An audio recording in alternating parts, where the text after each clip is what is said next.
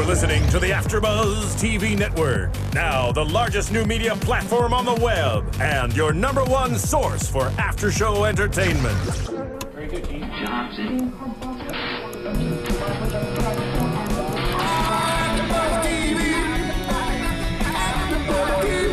From the AFTERBUZZ Studios in Los Angeles, California, presented by Maria Menounos and streaming live thanks to Akamai Technologies, this is AFTERBUZZ TV's Falling Skies After Show. We'll break down tonight's episode and get you all the latest news and gossip. And now, another post-game wrap-up show for your favorite TV show. It's AFTERBUZZ TV's Falling Skies After Show. Welcome, ladies and gentlemen, to another Falling Skies After Show. Yeah. Season 4. We're breezing through this. I was not here last week. This week, Nando is not here this week as he is over at Comic-Con, or wrapping up his experience over at Comic-Con. Unfortunately, we don't have Drew back this week. I was really hoping. I was like, come on, make it back, make it back. Although you guys had a great conversation last week. I kept staring into his eyes the entire time. It was wonderful. You missed out. Well, I don't think I should have pulled Nando, if anything. True, that's fair, but either way, he would have been glad. I would have felt like Ben. Yes. Anyway, that is the voice of Roya Taheri. Hello, everybody. What an episode. The gang's back together, but it is not the reunion we had hoped for. No, but they are together. That's all that matters, right? Family is first. Is it, though? I mean, I'm not questioning it, but there's a lot going on there. And talking about a lot, let's talk about that opening scene. Come on, that was hot. Talk about breaking up a family. Ben's got his own little fantasy going on. I got a question for you. This might be getting a little too out of it, but because he was, harnessed and he's technically got more strength, he's kind of like superhero abilities in a way. Do you think that makes him better than Hal would be in bed? Well, perhaps, I don't know who can really say those things. He feels there's an emotional connection, and certainly at the end, she sided with him rather than Hal. So that's interesting. Now, I would think you have to have the love there to have a full intimate experience. But it's interesting that this is what's going on in Ben's mind. I don't know if she reciprocates, at least just yet, maybe. And then to see Hal come into the room, breaking in, not even the fact that he got shot or whatever it was, he was bleeding out of his guts, that's what woke him up from the dream. So that was awkward. About teasing there. In terms of his, we might as well talk about Ben for a little bit. As soon as Hal does come back, again, they're all happy to see them, but we know that Hal's looking for Maggie right off the bat. Hey, have you seen a woman named Maggie? And then Ben's just, I think he was happy to break it up. Yeah. Dad needs us. Yeah, that was a little awkward. You have a crush on a girl, like the person, and you can't get to them because of they're in a relationship, and you got to break up their little PDA and have them report for duty. And it's just a little unfortunate for Ben. I mean, again, I wonder, can a relationship happen with them? It's too weird. I can't see it. I want Ben to be happy. I want him to find a relationship, but she's not the one. I don't think she's the one, but at the same time, Hal and Maggie's relationship is really weird, too. They don't have that same chemistry as they once did. I mean, that kiss, though, when Maggie and Hal were kissing, that chemistry brought me back to season, was it 2 or 3? I think I want to say end of 2, maybe, with the way they were getting together. But as Hal mentioned, they ended kind of on weird terms. He's like, I want to be with you. But it's also, again, that moment when, we'll kind of revisit this from the different perspectives, but let's talk about Sarah and Ben's perspective of basically the villagers all angry. You still call her Sarah. You don't commit to Maggie. Okay, I don't know. Okay, Maggie. No, it's cool. You can stick with Sarah. I'll stick with Drew. So. I don't know why. It's just how I've gotten to know her, and it's that's fair. Old habits die hard. Maggie, she has that great speech of like, hey, I'm the first one to want to kill. I'm paraphrasing, obviously, but I don't have a strong enough reason to kill her just yet. Yeah, at the very end. There isn't one. You know, and obviously that's through convincing of Ben because he has that talk with her. And so... And he calls her beautiful. I wasn't sure if that was a slip up on his end because he said, you were happy, you were beautiful. And then he kind of gets, you know, a little afraid of what he just said as if it was too much to her and kind of release his feelings about her. Mm-hmm. And she obviously caught on. But well, hope is what Ben is. So does Ben like non-confrontational Maggie versus Hal's confrontational Maggie? Because obviously there's a parallel between the brothers. Yeah. And now is there two sides to Maggie? I just found it a little weird that Ben was more hopeful and positive this time versus the past few episodes where he's been kind of like gung-ho about figuring out what Lexi's up to, why is she doing this, and questioning everything. And Maggie was the one, like he was saying, that was happy and there is no fight. Yeah. It's kind of weird to see him take that turn from being gung-ho to, well, nothing's been happening. Why can't we see? There might be hope. Yeah, I mean, it's... Because of Hal showing up. And even Tom says, it's, you know, we don't know where this is headed. And so I think it's typical thinking that you have to do something right away. Sometimes you need to wait. You know, obviously indecision is bad and can lead to terrible things, but in certain scenarios, don't act too hastily. And I think Tom has that quality, or Ben has that quality from Tom. Yeah. And you know, speaking of Hal, I really like. I like where this is going because you know, I like you leading, right? There's the whole arc of Hal has been him becoming a leader, and now he's a leader against his father. I'll get into it for predictions, but I'm not liking that at all because of where that character is going to end up going. Why you think he's going to? I think he's going to go underground. Underground. I don't know. We'll talk. I don't want that to happen, but bad things are happening. But even when they reunite, right? Hal basically says, you know, I had to kind of take orders, and he's like, I'm glad you did. You know, and there was that connection. Passing the torch kind of thing. Yeah. And then, you know, Tom, there was that whole angry moment with the cocoon, and as Tom comes back, he was like, I was ready to apologize to you, and this is what I find, and that's the splinter. The conjuring of the whole group, and Hal being on Maggie's side about we need to take charge. Yeah, that. Do you blame Hal for wanting to know what Maggie had to say? I don't blame him for what she had to say, but I think he needed to, in that moment, step up like Ben did, in a public setting. You know, especially if he... Here's the thing. Because he is such a leader in these moments, you know, he should have been the one to say, hey, let's hear her out, but listen, guys, this is not, you know, I understand this seems like it's the way to go, but there are other options. Yeah. And that's what he didn't do. That was the time to act. But did he want to? Of course he didn't want to. That's the problem. He was more on that side. Okay. You know, but he wasn't being the leader that, you know, he was in that moment. He wasn't a leader because he was just listening to the crowd and what the crowd wanted. And as a leader, he had to make that tough decision. And so he's, you know, I mean, by the end, he's being influenced by Pope. It's him and Pope right now leading the pack. What's wrong with that? What's wrong with Pope leading the pack? Obviously, charging head first is not the best option, like you just mentioned. But Pope is, someone's got to have a backbone, and Pope was Hal's little backbone. I mean, here's the thing, like... Because like Hal mentioned to Tom, we can't just sit around while they're destroying humans everywhere and they're annihilating us. We have to do something about it. We can't just take a break. This isn't that kind of world when Tom wanted to take a break and protect his daughter. I get, you know, Pope sometimes has good arguments, but again, Pope is very selfish. Whereas I do have to applaud Hal for having those moments when he says, you know, back when you shot Karen, you know, you did it. And I felt that she could be saved. And so that was a really good argument. And then, I don't know if it was as strong, but saying, you know, hey, we all have to trust each other. Isn't that what you said back at the camp? So that one wasn't as strong, but the Karen one was certainly really Especially powerful. when it's obviously Tom's going to trust you, Hal, because you're his son. Yeah. But yeah, I can see that for sure. I just, I find it I find it good how they're using all the things that Tom has taught Hal. Hal's now using against him. Mm-hmm.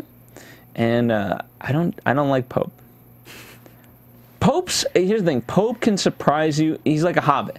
He can surprise you at any moment, but this is where the comparison to a hobbit ends. You can't trust him. Ultimately. Are we talking about the Hobbit from Lord of the Rings, or are we talking about the Hobbit like Kim Kardashian from South Park?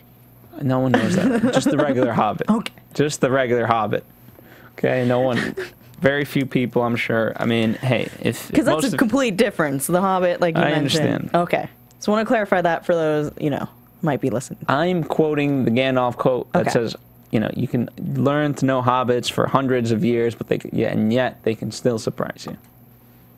I believe he sells that to Frodo, maybe Bilbo, one of the two. Okay. Anyway, enough about it. Nick in the booth is laughing about hobbits. Anyway. Anything else you want to... Let's talk about... I want to talk about Pope. Okay. What do you want to talk about? Well, because you seem to like him, and I seem to... Why?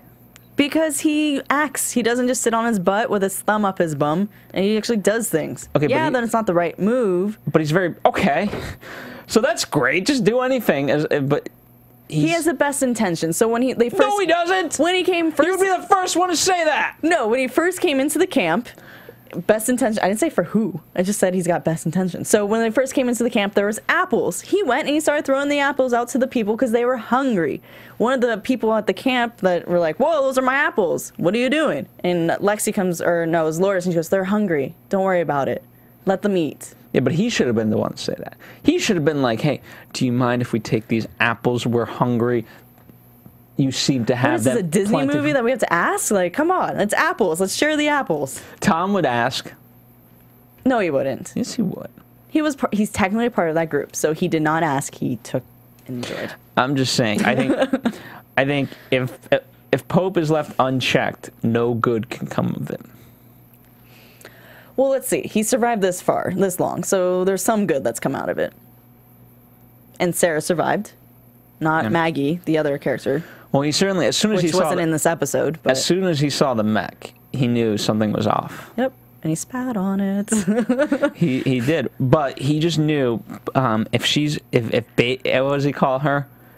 Baby Mason? Oh, yeah, Baby Mason, yeah. Some babies, yeah. Yeah, if she's able to do this, she must be really powerful. And again, he doesn't know the full extent of everything that's going on. He just knows, like, wow. In his mind, a baby took down a mech. Well, Anthony lets him know that she's not a baby anymore. But he's still... Anthony just seems pissed off, too, about the whole Svitek being let loose. He's like, how did she do it? How did she do it? Yeah, especially when there should be people watching this Svitek. But she's powerful. True. But apparently it was Lourdes, though. She's equally powerful. Oh, Lourdes. Oh, man. Can we talk about her? What do you want to talk about her? What's up with her? I'm glad the character stayed the same throughout this season so far, so she hasn't gone back and forth. There's no character arc whatsoever. Exactly. She's like a hippie. Pope says it right. He called her like a hippie loving Svenny something, and he called her out on being that. When they were trying to hook arms and stop them from crossing over to get to Lexi, which was a little bit abrupt, but anyways. Yeah, no, it's just... I don't get it. I don't get her. Why? I mean, we see a little when she's talking to Tom, and she goes, well, you remember when I had that fear?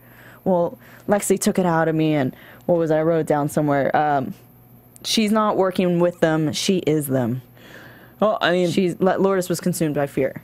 I mean, part of it's interesting because if you look at all of this, I mean, it's basically evolution, right? And as Hal says to Tom, like, we're basically on the verge of extinction. And, what Lexi, it seems like, this whole season is going to, the next phase of humans, right? Whether or not, how human they are, I don't know. Whether they have free will, that's to be debated, and we've debated that. But, basically, it's, as she says, it's fearing change. Maybe if they just give in, it might not be so bad, but all animals, I guess, are scared of extinction and will fight. The fact that she doesn't, I don't know. She's a weird cookie, but she believes. You know, so I'm not going to falter for that. And you know, more and more, Anne and you know, Tom's quick to certainly be part of her team. Yeah, that was. I'm glad he didn't completely fall for what she said. Not fall for, but how would I explain it? Kind of believe her. He even admits, I don't know. I don't know if I believe that yet, which I like. And versus him being like, okay, no, you're right. Okay, I trust you. Lexi probably knows what's going on. Okay, cool. Let's just go with it. Yeah. I'm glad he was thinking about it and didn't commit. I love the explanation of kind of what's going on with Lexi. Butterfly versus caterpillar. Yeah, it was very well explained. I don't like our friend Cochise much this season. Cochise isn't in this. Right, in this episode, that wasn't Cochise, that was Shaq. Oh. Yeah. That's why you don't like him, because he's not the same. Yeah, they all look alike to me. Well, yeah, but even so, I just... You don't like the Volm? Yeah, they're very... Just give an answer. That's the one thing about Pope, is that at the very least he's very direct. Yeah. You know, so say what you mean. And stop being so cryptic, and what the hell are you talking about? Volms were like, yeah, there's something bad. Well, what happened? Look at the time. I gotta go. And they just walk off. Can you give him an answer? Tom's even like, wait, hold on. What happened? So I don't like that about the Volm. You know, obviously there are friends, but it's, you know, they haven't, yes, they've helped.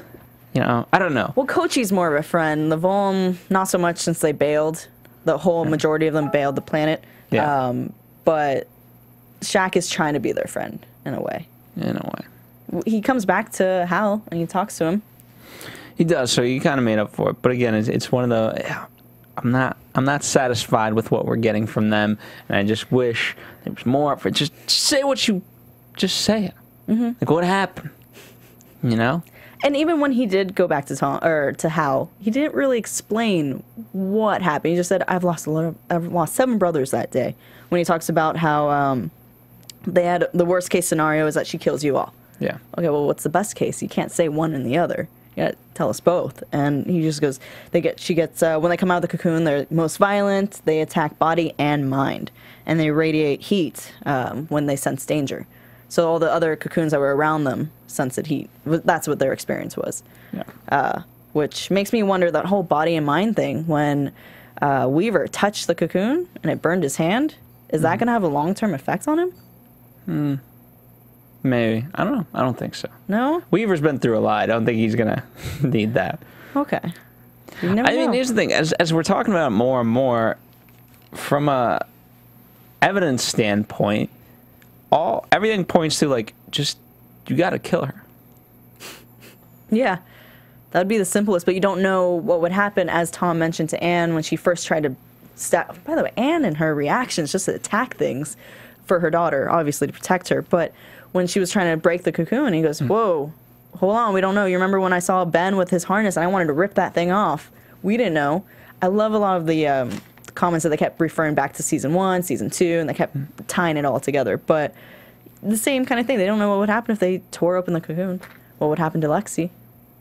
Well, again, I think Anne might not have, but if the goal was to kill her, then that would have been the right choice. Right, but Anne was trying to save Lexi when she first saw her in a cocoon. Yeah, but as we know, a caterpillar that comes out of its cocoon is dead.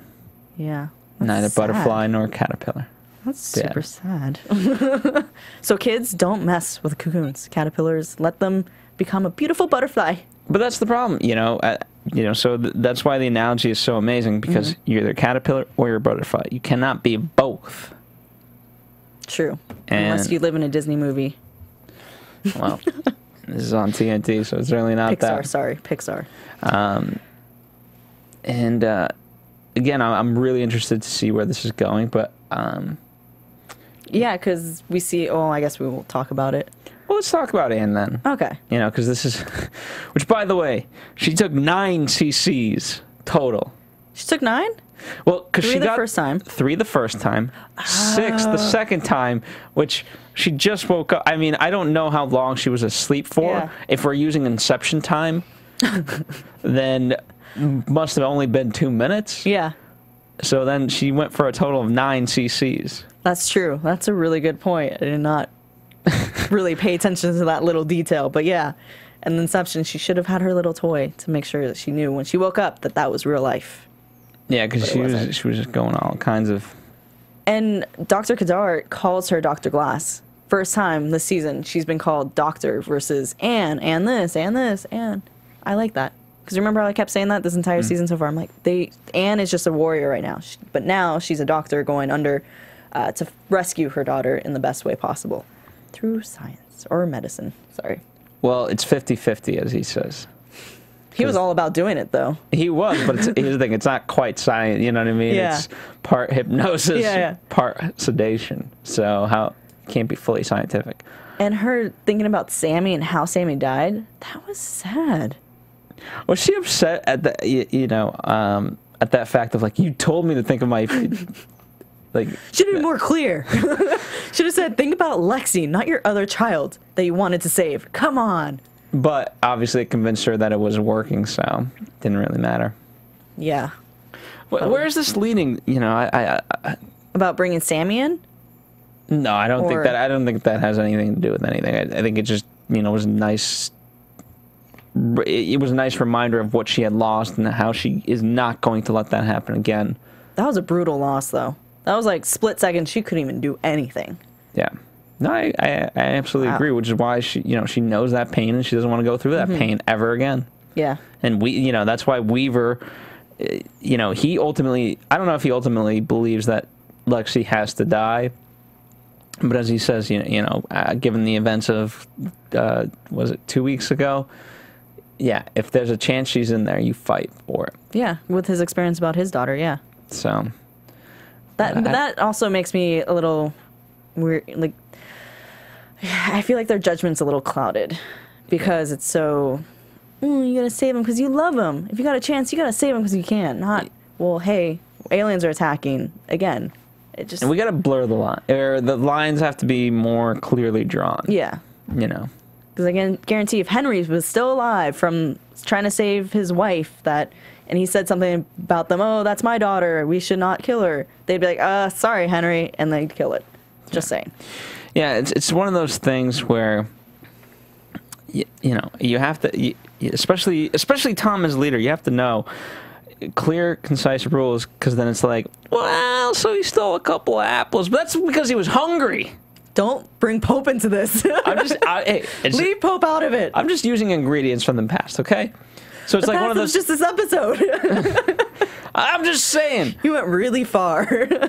I'm just saying, you know what I mean? So it's like, okay, where does the line end? If, like, you are not allowed to steal apples is the law, well, but he stole it because he was hungry. It just goes down a slippery slope. And that's how society fails. Do you want society to fail? Maybe. So back to Anne and her coma-induced state. Yeah, I mean, I wanted just more, I'm so selfish. I want the next episode now. Yeah.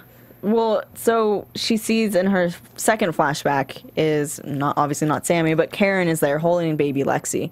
And Karen tells the baby, like, oh, you're not going to need her for very long about Anne. You're going to need daddy soon, basically.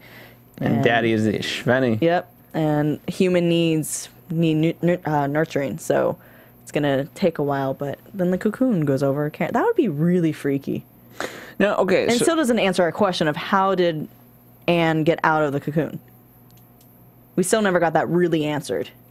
Yeah, well, let me ask you this. When it was predicted that Lexi would die soon because she ages faster than a normal human being, and we never really got a clear answer as to what that meant. If it's years, months, minutes, seconds. Is she metaphorically? Was it supposed to be a metaphorical dying because now she's this weird cocoon? Could be. I mean, we did see her skin. Oh, I guess that was for the cocoon, huh? Yeah. She was looking at her. Yeah, that was a little weird. What was your question? I'm sorry. I got distracted by the remembering the hand. In that sense, is this a dying of Lexi? Lexi the human? Yeah.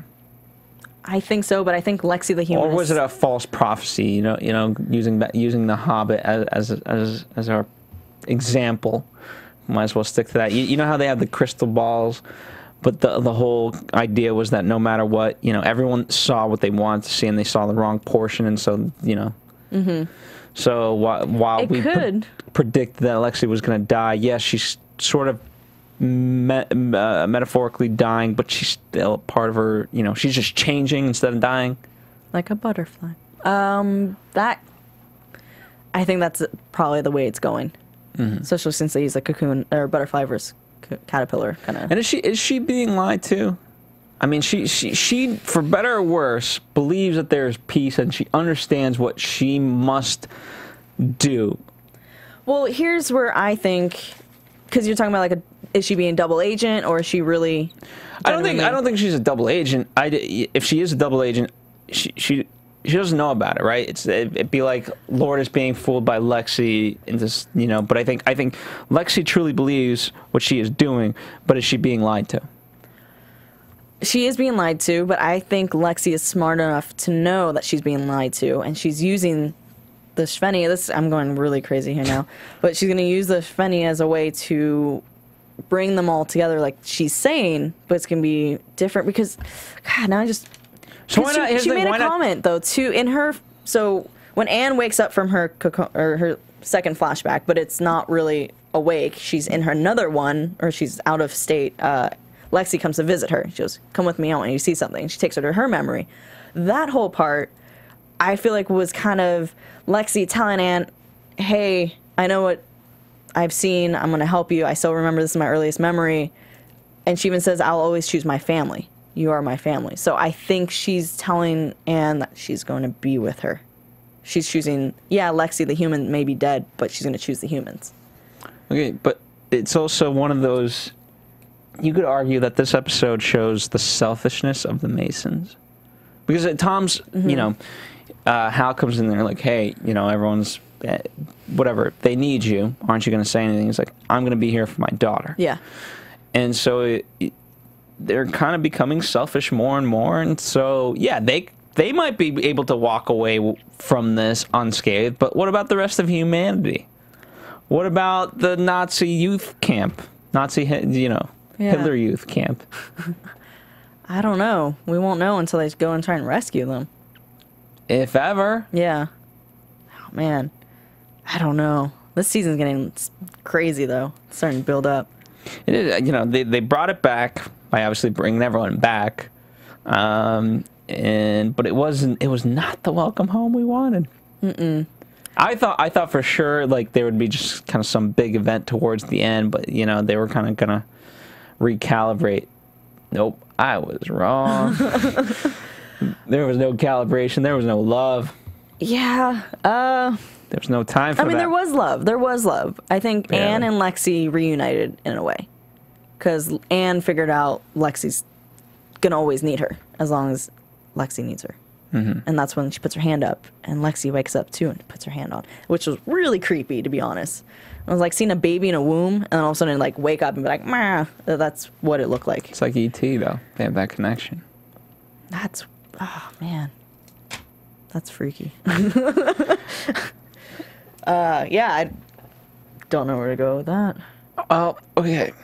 I mean, it's just the biggest question of tonight's episode: is Lexi going to be okay? Or and how many times do you see in sci-fi humans' greatest strength is hope, right? So by maybe if she just retains hope that there can be peace no matter what. I mean, is Lexi's ultimate goal to bring peace no matter what, and can she bring it in her almighty state? I think she can. But will she survive? I don't know. As long as she brings peace, who cares if she survives? But I got another question for you. In the beginning of the episode, before they're all reunited, Hal's looking up at the moon, and he sees a green dot, and then it disappears. What was that green dot? Volm. Yeah, you think they're coming back? It would be E.T. phone home kind of thing? It would be a nice surprise. Yeah? Okay, I just wanted to bring that up because I wasn't sure. It kind of got brushed off in the entire episode. It did. And I wanted to know what it meant. I don't know. I don't know. It could be the Volm. Okay. That's the best guess I have right now. That's fair. Or it could have been, I don't know. Was it the Shreddy overlord leaving? Oh, I'm gonna leave now. Well, because he escaped, and so he's got to go do his things, but he'll be back. He teleports upward. I don't know. Okay, I'm just curious. I don't know. Your guess is as good as mine. Anyway, when the group was starting to charge, sorry, I'm bouncing back and forth. I'm sorry, guys. When Hal and Pope are trying to go up and talk to Tom about trying to destroy the cocoon, why was it that when Hal tells Maggie to tell Tom what he told her, she told him? Why was that a strong support? Why didn't he just say what the Volm told him about Lexi and the cocoon? I felt like that was a stronger point than Maggie's powerfulness that she saw Lexi do. Just because he wanted... He wanted to choose between him and Ben. No, it wasn't that. Metaphorically, I mean. But yes, in that scenario, because Maggie's been there longer, and she's the one who started this whole uprising, you know, he felt that perhaps she should be the one to help lead this, and that maybe her as not a family member and not Pope, because Pope's not... Right. You know. That's fair. That perhaps she could convince him logically that this is incorrect. Okay. So I just want to ask that. Well, there you go. Now you know. And if you don't know, now you know. The more you know. All right. Let's get into some predictions. And now, your AfterBuzz TV predictions. I don't know. We've got a couple more episodes left. I don't know. I'd like to see the Volm come back, and maybe we have like just mass genocide. You know, we kind of with the Volm. Yeah. No, not them versus the Volm. No. But with the Volm, like they did in second season, third season, second, third. Kind of both. Yeah. Obviously, I really want to see what's going to immediately happen after this. You know, with Lexi. Does she come out of the cocoon? Do you think she does? Yeah. What is the time span on this? How long does a butterfly need? 3 days. Okay. Well, how long does she need? 1.5, probably. Well, that's the thing. Obviously they're going to try and protect Lexi because that's their decision. That's what they're going to do is they're going to protect her in the cocoon. So and is she going to look like Lexi though, or is she literally going to look like an alien? I'd feel bad for the actress if she didn't look like Lexi. If they had to cover up with makeup and have her look like Cochise, that would suck. Well, Cochise is Volm. But she wouldn't have to need a fan anymore. No, she would. I mean, is she going to be like? If she comes out there looking like an Ashveni, she's done for. Yeah. Or the skitterized humans. Do you think it'd be more like that? No, because again, she's different. She's neither human nor Ashveni. Like, what does that equal? Right now, she looks human. Is she going to completely just change? I don't know. I guess we're going to have to find out. It will be revealed what she looks like eventually. I don't think it's going to be in this next episode. If she does, it might be like they see her, but we don't see her. Part of me wants her to turn into an Ashveni. You just want to see that trouble, huh? Trouble in paradise. I mean, it's according to the prophecy of a caterpillar, it's either going to be one or the other. Yeah. So. Well. And luckily, we know what one and the other means in this case. But at the same time, according to the prophecy, she shouldn't be existing. You know, an alien and a human combined, that's a little fishy to begin with. So maybe she will be the opposite of what we think. Yes. That made no sense. Now, on another point, nothing bad ultimately happened, but there were lots of weapons within Chinatown. I found that rather odd because everyone's just walking around with guns, and that was made to be such a big point of contention in past episodes of like, no weapons! Well, when she's in a cocoon, weapons are okay. Lourdes can't tell people no weapons without Lexi behind her. I mean, I just felt that literally something bad happens anytime there's a weapon, you know? Yeah. Any show you watch, anytime there's a weapon, usually In Chinatown. In Chinatown, definitely. Yeah. Outside the perimeter, we're okay. Chinatown, not so much. I don't know. I mean, part of me, you know, I hope that Lexi pulls through, but I'm also curious, just maybe out of curiosity's sake, to see this go down, where she's evil, where she has been lied to. Certainly, it would absolutely destroy Anne.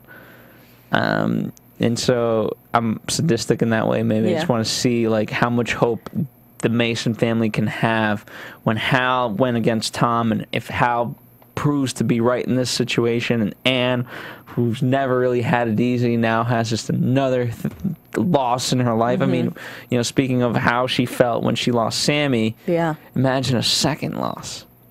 But she did recover from Sammy. So maybe there's hope that she could recover if she loses Lexi. You know, but that would really test the third hope child and resolve would be an issue. of the humans. Yeah. And now that would, to me, be most interesting. Yeah. But what do you think for next week? What do you think? Like, because what we see in the preview, it's like World War III, basically, with the Svenny that looks like a robot to me, comes and he finds Tom. Which I find a little weird, because you would think that he would have had a meeting with his little other buddy, the Jedi guy, saying that Tom's with Lexi, and Lexi is supposed to be protected. So why would this guy attack the camp? If it's the camp. Because he obviously found Tom, he's on revenge. But we see bodies are burned, we see gunfight, it's chaos. Well, I mean, they keep referring to Mason, right? Obviously they're referring to Tom. They could actually be referring to Hal.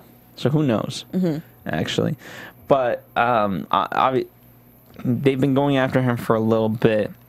And so, I don't know. I don't know. There might be a message of like, hey, go meet with these people or whatever. I don't know. Do you think in this next episode we are going to lose an important character? Or a character that's been with us since season 1? No, I think that would come later. Okay. I think, you know what I mean? I think, honestly, if anyone could die, it could be Hal. Do you think Ben's going to reveal his feelings even more for Maggie? I mean, I know what he has to gain. Yeah. But right now is not the time for this. I feel like his dream meant more than just a dream. So I think something bad's going to happen to Hal. Okay. Like, yeah, sex dream is amazing, but at the same time, his brother came in bleeding. So. Which is why I think ultimately Hal's going to die. I do too, and I don't want that to happen. Hey, he can come back reincarnated somehow. Please do. You know, it'd be like a landfill from Beer Fest. Like, hey, just can you do me one, you know, where he comes back. Lexi brings him back somehow. But it's the same character, and he's like, hey, I'm his brother, but can you guys just do me one favor and call me Landfill? Yeah. In honor of the memory. Anyway, thank you guys for joining us. Sorry that Nando Velasquez was not here with us, but you can follow him at Nando Vel, right? I think so. Maybe an underscore there somewhere. Check out all the other after shows when he says it. Anyway, what about you? Where can people find you? You guys can find me on Twitter and Instagram at HeyRoya. That's HeyRoya. And I'm following Nando, so if you want to try and find him, you can look at mine, find him, follow him, and then not follow me. That's cool. I get it. But you, Phil, where can we find you? Follow us here at AfterBuzz TV on Facebook, Twitter, Instagram, all that stuff. Lots of going on, lots of theories with Falling Skies. iTunes, too. Let's hear your comments. Rate us on iTunes, and I like the conversation that's happening on YouTube channels as well. That was fun. Yeah, the YouTube combo is getting lengthy. If I had to print this out, it'd be a lot of pages. So thank you guys for participating. Obviously, an amazing show with amazing stuff to theorize about. This episode, I'm looking forward to your guys' comments and questions. So let us know, and we will try to address as many as we can. We have our own crazy theories. Half the time, they're never right. That's usually me, yeah, for sure. But we try as best we can anyway. So we'll see you next week here, Sunday night. From executive producers Maria Menounos, Kevin Undergaro, Phil Svitek, and the entire AfterBuzz TV staff, we would like to thank you for listening to the AfterBuzz TV network. To watch or listen to other after shows and post comments or questions, be sure to visit AfterBuzzTV.com. I'm Sir Richard Wentworth, and this has been a presentation of AfterBuzz TV. Buzz you later. The views expressed herein are those of the hosts only and do not necessarily reflect the views of AfterBuzz TV or its owners or principals.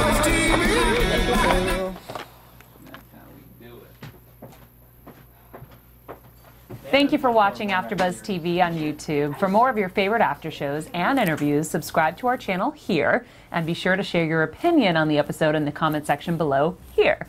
We'd love to see what you guys are buzzing about. Thanks again. Buzz you later.